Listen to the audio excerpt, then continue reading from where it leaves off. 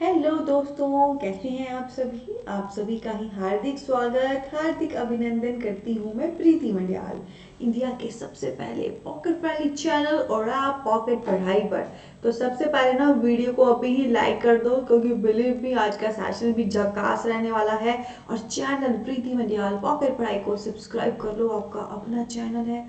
और दोस्तों, आपका बहुत ही अपना खूबसूरत परिवार है पॉकेट पढ़ाई प्रीति मलयाल का। फेसबुक, इंस्टा, टेलीग्राम पे लिंक्स वीडियो के डिस्क्रिप्शन में दिए गए हैं, बोले तो झक्कास फॉलो कर लो।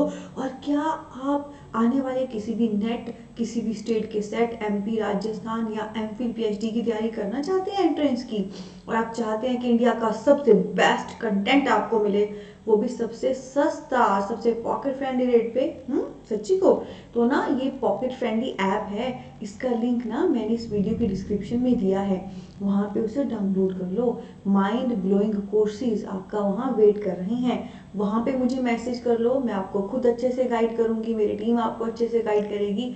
या हमारा व्हाट्सएप या कॉन्टैक्ट नंबर भी वीडियो के डिस्क्रिप्शन में है, बिंदास मैसेज करने का और अपनी क्वारी का सॉल्यूशन लेके जाने का। हम बैठे यहाँ पे इसीलिए हैं कि इंडिया पे सबसे बेस्ट कंटेंट दे, सबसे अच्छा और सबसे सस्ता, जो इंडिया में कहीं नहीं। लंबी गहरी सांस अंदर और बाहर, क्योंकि सारी प्रमोशन हो चुकी है। प्रमोशन करेगा इंडिया तभी तो आगे बढ़ेगा इंडिया। चलिए, तो दोस्तों आज हम आगे बढ़ेंगे और समय का पता नहीं चला। हमने अपनी चौसर एज की, एलिजाबेथन एज की, जाकोबियन एज की, पुरितन एज की, एंड आप जानते हैं आज हम शुरू करने जा रहे हैं रिस्टोरेशन एज। ठीक है, हंसते हंसते कट जाएंगे हमारी पढ़ाई के रास्ते रिस्टोरेशन एज के। ठीक है, तो इस एज को हम बहुत खूबसूरती से लेंगे, एक एक करके इसके जो भी राइटर्स हैं, वर्क हैं, जो भी कॉन्सेप्ट हैं, लेंगे और अच्छे से एक्सप्लोर करते हुए आगे बढ़ेंगे। ठीक है, तो इससे पहले कि मैं इसकी इंट्रोडक्शन आपको दूं और जो मैंने आज पढ़ाना है पढ़ाऊं, ध्यान रखना, मैं फिर से आपको रिमाइंडर दे रही हूँ, जैसे ताली दो हाथों से बजती है ना, एक से नहीं बज सकती है ना, राइट। वैसे ही ये जो लर्निंग प्रोसेस होता है, जब आप अपना एग्जाम क्रैक करना चाहते हो, तो ये भी टू वे प्रोसेस है। एक है टीचर, उसका बेहतरीन वे से आपको पढ़ाना, गाइड करना, और एक है आप कि जो भी आपको पढ़ाया गया है आप उसको अच्छे से फॉलो करें, समझें, तो ही बात बन पाएगी। ठीक है, तो अपने लेवल पे इंडिया का बेस्ट कंटेंट मैं आपको प्रोवाइड करा रही हूँ। ये पिक्टोरियल है, कलरफुल है, पॉइंट्स में है, हाईलाइटेड है, और टेक्निक्स, हर टेक्निक मैं आपको दे रही हूँ, वो सभी टिप्स ट्रिक्स टेक्निक आपको क्लास में याद हो जाए, मज़ा आए, क्रिएटिव लगे, क्लियरिटी हो, मोटिवेटेड फील हो। तो मैं अपना 100% दे रही हूँ, और साथ में आपको गाइड कर रही हूँ कि हिंग लगे ना फटकरी, कैसे साथ में कुछ ऐसी चीज़ें हैं जो अगर आप अच्छे से फॉलो करें तो कोई भी आपको एग्जाम को ग्लोरियस कलर से क्रैक करने से नहीं रोक सकता। ठीक है, तो मैं अपना रोल प्ले कर रही हूँ दोस्तों, मेरा सिर्फ मुंह नहीं पढ़ाता, मेरी सोल आपको पढ़ा रही है, आपने भी उसको फॉलो करना है ना। हर किसी को तलाश होती है श्री कृष्ण की, हर किसी को तलाश है अच्छे गुरु की, पर अर्जुन बनना कोई नहीं चाहता। मैं ये नहीं कहती मैं श्री कृष्ण हूँ, पर मुझे पूरा विश्वास है अपने कंटेंट पे, अपने टीचिंग टेक्निक पे, मैं अपना 100% दे रही हूँ, तो मुझे बच्चा भी वो 100% वाला चाहिए। ठीक है, तो ये ध्यान रखना है। ठीक है, और मैं साथ साथ में, अब हम एक एक करके इसको पढ़ना शुरू करेंगे, साथ साथ में मैं आपको गाइड करती रहूँगी कहाँ पे कैसे आपने गूगल से भी सर्च करना है और आगे बढ़ना है। ठीक है, चलिए फिर करना शुरू करते हैं। और बाकी जो और गाइडेंस होगी इसके रिगार्डिंग, जब ये हमारा सेशन क्लोज होगा, पूरी एज कंप्लीट हो जाएगी, तो मैं आपको फिर गाइड कर दूंगी कि बाकी इसमें और क्या करना है। तो आइए करना शुरू करते हैं। तो दोस्तों, जो हमारी रिस्टोरेशन पीरियड है, ठीक है, ये 1660 से 1700 के टाइम पीरियड तक था। ठीक है, और यहाँ पे पीछे आपको एक राजा दिख रहा होगा जैसे बैठा हुआ है सिंहासन पे। तो restoration period basically Charles to का समय है ना। जैसे चौसर एज में चौसर मेन राइटर था, शेक्सपियरियन एज में शेक्सपियर मेन राइटर था, या हम उसे एलिजाबेथन एज कहते हैं क्योंकि तब एलिजाबेथ रानी थी।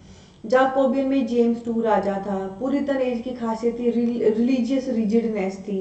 वैसे रिस्टोरेशन एज की खासियत है, जो चार्ल्स टू राजा बना था इंग्लैंड का, तो उसका जो टाइम पीरियड है 1660 से लेकर 1700 तक, उसके टाइम पीरियड को हम रिस्टोरेशन पीरियड कहते हैं, है ना। हर एज की कोई खासियत है, या तो उससे संबंधित कोई राइटर है, या उससे संबंधित कोई किंग या क्वीन है या कोई पर्सपेक्टिव है, तो यहाँ पर रिस्टोरेशन एज से संबंधित है हमारा राजा। कौन सा राजा? Charles two. Okay, Charles two 1660 पे गद्दी पे बैठा था, 1700 में उतर गया। तो ये जो स्पैन है 1600 से लेकर 1700 तक, ये हमारा रिस्टोरेशन पीरियड कहलाता है ना। तो सबसे पहले तो पता होना चाहिए कि पीरियड जो है उसको क्यों कहा गया है, किस आधार पर कहा गया है। ठीक है जी। तो रिस्टोरेशन पीरियड हमारा है 1660 से 1700 तक, जब बेसिकली चार्ल्स टू गद्दी पे बैठा था। ठीक है। और खास बात क्या है दोस्तों, इस पीरियड में आपको फ्रेंच इन्फ्लुएंस भर भर के देखने को मिलेगा। यानी कि जैसे बहुत सारे वर्क हैं जो इस पीरियड में आए, ऑब्वियसली इंग्लिश लैंग्वेज के, पर क्या होता है ना, जब हम कोई वर्क लिखते हैं क्या तो हमारा अपना टोटली ओरिजिनल होता है, पर 100 में से 99% ओरिजिनल नहीं होता है। आप कहीं ना कहीं से इंस्पायर होते हो, आप कहीं ना कहीं से मोटिवेटेड होते हो, आप कहीं ना कहीं से आपको कुछ आइडिया लगा होता है। ठीक है। तो रिस्टोरेशन पीरियड में जो भी आप वर्क देखेंगे ना, लिटरेरी वर्क, वो काफी हद तक फ्रेंच से प्रभावित होगा। जैसे फ्रेंच में, फ्रांस में जो वर्क लिखे गए हैं, फ्रेंच भाषा में जो वर्क लिखे गए हैं, कैसे वो वर्क लिखे गए हैं, क्या उनकी स्टोरी लाइन है, क्या थीम है, क्या कैरेक्टराइजेशन है, किस वे से राइटर ने लिखा है, वो ही स्टाइल फॉलो किया गया है इस पीरियड में। तो इसमें जो चीज रीस्टोर की गई, फिर से उसको मेंटेन किया गया, दैट वाज फ्रेंच का वर्क। जो फ्रेंच का स्टाइल था लिखने का, वो यहाँ पे जो है यूज किया गया है। ठीक है जी। रिस्टोरेशन पीरियड 1660 से 1700 तक, जब बेसिकली चार्ल्स टू राजा रहे हैं। ठीक है जी। और इसमें जो मेन इन्फ्लुएंस आपको देखने को मिलेगा, जिससे प्रभावित होकर इस एज के वर्क आए हैं, that is French influence. France के लोगों ने फ्रेंच भाषा में जितना भी काम लिखा है, जो भी काम लिखा है, वहां से बहुत इंस्पायरेशन मिली है यहाँ के वर्क के लिए। ठीक है। तो ये होगी हमारी इंट्रोडक्शन डन। अब दोस्तों आगे इसमें, इस एज में डायरेक्ट राइटर्स लेने से पहले मैं आपको इस एज के कुछ लिटरेरी कैरेक्टरिस्टिक बताऊंगी, क्योंकि देखिए ऑब्वियसली हम लिटरेचर पढ़ रही हैं, तो लिटरेरी कैरेक्टरिस्टिक बताऊंगी। लिटरेरी कैरेक्टरिस्टिक यानी कि जो मेन कुछ पॉइंट्स हैं, जिसमें मैंने कुछ राइटर्स, उनके कुछ वर्क एंड कुछ उनके लिटरेरी जॉनर कवर किए हैं, ताकि आप थोड़ा सा एक जो इस एज की जो लिटरेचर था, उसकी जो रूह थी, उससे आप थोड़ा जुड़ पाए, है ना। जैसे हम एक रिश्ता करने के लिए जाते हैं, किसी लड़का या लड़की को देखने जाते हैं, तो सबसे पहले हम थोड़ा सा पता करते हैं ना कि हाँ जी क्या पढ़ी लिखी है, कैसी दिखती है, ये क्या पढ़ा लिखा है, कैसा दिखता है, कहाँ पे है। तो थोड़ा सा हम आइडिया लेते हैं, फिर खुद को मजबूत करते हैं, फिर हम आगे जाते हैं, राइट। तो उसी प्रकार से नो डाउट इस एज के राइटर्स, उनके वर्क लेना हम शुरू करेंगे, पर ठीक उससे पहले थोड़ा सा जान लेते हैं। और फ्रेंच इन्फ्लुएंस है वो तो हमें पता लग गया, पर थोड़ा सा और जान लेते हैं, थोड़ा थोड़ा करके आगे बढ़ते हैं, ताकि जो नशा लिटरेचर का चढ़े वो मस्त चढ़े। आइए। सो दोस्तों लिटरेरी कैरेक्टरिस्टिक में सबसे पहले, जैसा कि मैंने कहा ही, कुछ राइटर्स, कुछ उनके वर्क एंड कुछ पॉइंट्स मैं आपसे शेयर करूंगी, जिससे आप थोड़ा और अच्छे से इस समय के लिटरेचर को जान पाएंगे। तो सबसे पहले यहाँ पे मैं मेंशन करना चाहती हूँ जर्मी क्वाइलर को। दोस्तों जर्मी क्वाइलर एक ऑथर भी थे, राइटर भी थे, और एक क्लर्गी मैन भी थे। क्लर्गी मैन कौन होते हैं? जो बेसिकली चर्च में काम करते थे, तो ये चर्च से जुड़े हुए थे, रिलीजियस काइंड ऑफ पर्सन कह सकते हैं, और ऑथर भी थे। तो उनका एक वर्क है जो आपको पता होना चाहिए। ठीक है, क्या वर्क है उनका जो उन्होंने लिखा है? That is short view of immorality and profaneness of English stage, जो 1698 में आया है। ठीक है, तो ये वर्क है, क्या नेम है इस वर्क का? Short view of the immorality and profaneness of English stage. ये कब आया है? 1698 में, 1698 में। और ये किसका है? जर्मी क्वाइलर का। जर्मी क्वाइलर की खास बात क्या है? वो ऑथर तो है ही, राइटर तो है ही, ये वर्क लिखा है, पर वो क्लर्गी मैन भी थे, चर्च से संबंधित पर्सन भी थे। ठीक है, आगे दोस्तों मैं आपको बताना चाहती हूँ जो मेन टू टेंडेंसी थी इस समय, जो मेन पर्सपेक्टिव थे इस समय के लिटरेचर में, वो एक तो था रियलिज्म और एक था फॉर्मेलिज्म। ठीक है, तो जो भी, जैसे मैंने कहा ना, फ्रेंच से इन्फ्लुएंस होकर वर्क लिखा गया है, तो इसके अलावा और खास बात क्या है, जैसे रियलिज्म और फॉर्मेलिज्म जो है इस समय जो है ट्रेंडिंग में था, मतलब वो स्टाइल फॉलो किया जाता था। पहले मैं आपको बता देती हूँ रियलिज्म क्या है। रियलिज्म होता है रियलिटी बताना, तो रियलिटी बेस्ड चीजें लिखने पे यहाँ पे फोकस किया जाता था। ठीक है, और पर ये रियलिटी वो रियलिटी नहीं थी जो असली वाली रियलिटी है, बल्कि वो आइडियलिज्म वाली रियलिटी होती है ना, कि आइडियल चीज, हमारी बहू कैसी हो ऐसी हो, हमारा बेटा कैसा हो ऐसा हो, है ना। जो हम किसी में अच्छा ढूंढते हैं, जो आइडियल ढूंढते हैं, जो मार्क सेट करते हैं, वैसा। तो इस समय आपको जो वर्क देखने को मिलेंगे उसमें जो रियलिटी है उसमें रियल है, जो हम आइडियलिज्म की बात करते हैं, आइडियल चीज़ों पे यहाँ पे फोकस किया गया है। अगर सोसाइटी को लेके भी कोई वर्क आया है तो सोसाइटी में क्या क्या अच्छा अच्छा है उस पर फोकस करना उस चीज़ के तहत किया गया है। और जो दूसरा है दोस्तों फॉर्मेलिज्म, फॉर्मेलिज्म ना बेसिकली ड्राइडन ने शुरू किया था। और फॉर्मेलिज्म का मतलब होता है एलिगेंट एक्सप्रेशन, एलिगेंट हो गया बहुत हाई फाई मैग्निफिकेंसेंस, एंड एक्सप्रेशन हो गया एक्सप्रेस करना, ठीक है। तो फॉर्मेलिज्म की खास बात क्या थी, इसमें जो आपका जैसे लिखने का स्टाइल है वो काफी एलिगेंट था, वो काफी हाई फाई था, ठीक है। जैसे आप कोई वर्क लिखोगे तो उसमें जो लिखने का स्टाइल है, जो वोकैबुलरी आप यूज करोगे, जैसे स्टोरी लाइन करेक्टराइजेशन होगी, जैसे आप उस पूरे वर्क को पोर्ट्रे करोगे, वो काफी एलिगेंट होगा, है ना। जैसे एक रस्टिक सी या लेमैन लैंग्वेज नहीं होगी, अच्छी एंड हाई फाई लैंग्वेज होगी, और लिखने का तरीका भी बहुत अच्छा होगा, ठीक है। तो ये दो फैक्ट थे आपके रिस्टोरेशन एज में। पहला रियलिज्म, रियलिटी बेस्ड बातें करना, पर किस रियलिटी की, आइडियलिज्म वाली रियलिटी की, आइडियलिज्म अच्छा अच्छा अच्छा, ओके। दूसरा है फॉर्मेलिज्म जिसे ड्राइडन ने शुरू किया था, जिसमें बेसिकली हम एलिगेंट एक्सप्रेशन को यूज करते हैं, ऐसा एक्सप्रेशन जो बहुत अच्छा है, बहुत एलिगेंट है। डन, क्लियर हो गया। तो लिखने का स्टाइल भी बेहतरीन और थीम भी आप आइडियल पकड़ रहे हो। इसके अलावा दोस्तों एक और चीज मैं यहाँ पे आपको बताना चाहती हूँ ड्राइडन के बारे में। And this unpolished rugged words I chose as fittest for discourse and nearest prose. तो ये कई बार आता है कि ये लाइन किसने लिखी है ना। आपने देखा होगा पेपर में प्रश्न आते हैं कि हाँ जी कौन सी लाइन किसने लिखी है। तो ड्राइडन की दोस्तों ये लाइन है, क्या लाइन है, क्या स्टेटमेंट है, and this unpolished rugged words I chose as fittest for discourse and nearest prose. तो ड्राइडन ने लिखा था कि ठीक है जी, ये वाली जो अनपॉलिश्ड रग्ड वर्ड्स है इसको मैं फिट मान रहा हूं और चूज कर रहा हूं अपने प्रोज के लिए, ठीक है।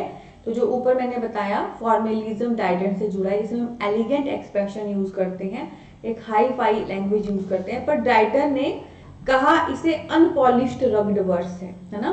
अनपॉलिश्ड तो हो गया जो पॉलिश नहीं है, इतना अच्छा नहीं है, रग्ड है, पर एक्चुअली में यही उसका अच्छापन था, ओके। जो फॉर्मेलिज्म में वो एलिगेंट एक्सप्रेशन ला पा रहा था, है ना। देखो जैसे एक शब्द होता है, एक अल्फाज होता है, शब्द की जगह जब अल्फाज बन जाए तो अच्छा लगता है ना, सुनने में ज्यादा कुछ इंटरेस्ट क्रिएट होता है। तो वही इंटरेस्ट था ड्राइडन के स्टाइल में, ठीक है। ड्राइडन के स्टाइल में the way he write, the way he do characterisation, the way he portray the things was just elegant in expression, ठीक है। तो उसका एक्सप्रेशन नो डाउट एलिगेंट था लिखने का, जिसे हम फॉर्मेलिज्म कह सकते हैं। पर ऐसे उसने कहा कि अनपॉलिश्ड रग्ड वर्ड्स है, इतनी मतलब नॉर्मल है, इसको मैं चूज कर रहा हूँ, पर एक्चुअली में ये बहुत ही बेस्ट था, है ना। यहाँ पे आपको चीज बताती हूँ, एक होती है बिल्कुल ही लेमैन लैंग्वेज, है ना, एक होती है बहुत ही हाई फाई लैंग्वेज जिनके शब्द आपको समझ नहीं आएंगे, और एक ना कहीं बीच में होती है, जो ना बहुत हाई फाई होती है ना जो लेमैन होती है, बीच में होती है। ओके, सब समझ भी पाते हैं, रिलेट भी कर पाते हैं और इंजॉय भी कर पाते हैं, और वही तो लिटरेचर में होना चाहिए। अगर आपका लिटरेचर ऐसा है कि हर शब्द को पढ़ने के लिए डिक्शनरी खोलनी पड़े तो आप उसमें घुस ही नहीं सकते, आप उससे पहले बाहर निकल जाओगे, है ना। तो ड्राइडन की जो लैंग्वेज है वो उस बिल्कुल लेमैन और बिल्कुल हाई फाई के बीच में थी, जो लेमैन की तरह समझी भी जा सकती थी, जिसमें हाई फाइनेस वाला एक एलिगेंट एक्सप्रेशन भी था, ठीक है। डन। तो ये चीजें आपने ध्यान रखनी है, और ऐसी स्टेटमेंट बेटा पेपर में पढ़ती हैं तो आपने ऐसे घबराना नहीं है। एक तो 100 से 100 प्रश्न ऐसी स्टेटमेंट वाले नहीं होंगे, पहली बार। दूसरे नंबर पे जितने भी आपको प्रश्न आएंगे उसमें जो इतना मैं करा रही हूँ उसको आप अच्छे से कर लें, इंक्लूडिंग जो मैंने आपको एमसीक्यू दिए हैं उसमें ही जितनी आपकी स्टेटमेंट है आपकी हो जाएगी, आपका बेड़ा पार है, ठीक है। तो ये हमने किए लिटरेरी कैरेक्टरिस्टिक, थोड़ा और जानने की कोशिश किया कि इस एज में किस प्रकार से क्या था, ठीक है। तो अभी के क्लास में ये रिस्टोरेशन एज की हमारी इंट्रोडक्शन थी, इसके रिलेटेड एक कैरेक्टरिस्टिक थे और मैंने एक स्ट्रैटेजी भी आपसे शेयर की, एक मोटिवेशन शेयर की है। आने वाले लेक्चर में हम आगे बढ़ेंगे एंड ये महानुभाव राइटर और एक्सप्लोर करना शुरू करेंगे, ठीक है। तो आई होप वीडियो को आपने लाइक कर लिया है, चैनल को सब्सक्राइब कर लिया है, ऐप भी हमारा डाउनलोड कर लिया है और फेसबुक, इंस्टा, टेलीग्राम पे भी हमें फॉलो कर लिया है। पॉकेट पढ़ाई आपको प्रोवाइड कराता है इंडिया में सबसे सस्ता और सबसे अच्छा content. No one can beat us in it and we are sure about it as God promise. तो मिलते हैं दिल से दिल तक एक और बेहतरीन सेशन में आने वाली क्लास में। Till then take care. ओहो सॉरी, एक चीज भूल गई, वो गूगल से क्या पढ़ना है वो बताना भूल गई। तो एक तो नॉर्मल रिस्टोरेशन एज को गूगल कर लेना, नॉर्मल सर्च करोगे इसके कैरेक्टरिस्टिक निकल आएंगे। इसके अलावा इसमें जो भी हमने राइटर किए ना, एक तो जर्मी क्वाइलर और इसका ये इमोरलिटी वाला वर्क कर लेना, रियलिज्म और फॉर्मलिज्म को भी गूगल कर लेना और ड्राइडन को भी एज अ राइटर गूगल कर लेना, ठीक है। तो दो राइटर आए गूगल करने को, जर्मी क्वाइलर और ड्राइडन।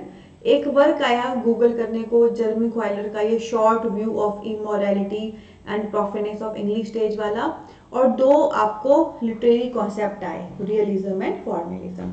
नॉर्मल गूगल पे सर्च करो, बिल्कुल बहुत सारी चीजें खुलेंगी पर बिल्कुल टॉप पे जो सबसे पहले खुलती है वो 4 से 5 लाइनें, बस वो आपने नोट डाउन कर लेनी है, आपका बेड़ा पार पार पार। और अब तक तो आपको पता लग ही गया है, मैं जितना भी आपको पढ़ाती हूँ उसमें जो भी राइटर, वर्क, टर्म, कॉन्सेप्ट, उसको ही मैं आपको गूगल करने को कहती हूँ, ठीक है जी। तो हिंग लगेगी ना फटकरी और तैयारी हो जाएगी हमारी मस्तम मस्तम, ठीक है। तो चलो मिलते हैं फिर आने वाले सेशन में, दिल से दिल तक पढ़ाई तक, ताकि इश्क मोहब्बत प्यार हम भी दें लिटरेचर को और लिटरेचर भी हमसे इश्क मोहब्बत प्यार करें। और सात समंदर पार में तेरे पीछे पीछे आ गई, ये मुझे गाना याद आ रहा है क्योंकि सात समंदर तो पार करने हैं पर हंसते खेलते करेंगे और एग्जाम क्रैक करेंगे। बहुत सारा प्यार और ब्लेसिंग, टेक केयर। पागलपंथी है ना मेरे में, अच्छी है पागलपंथी, अच्छी।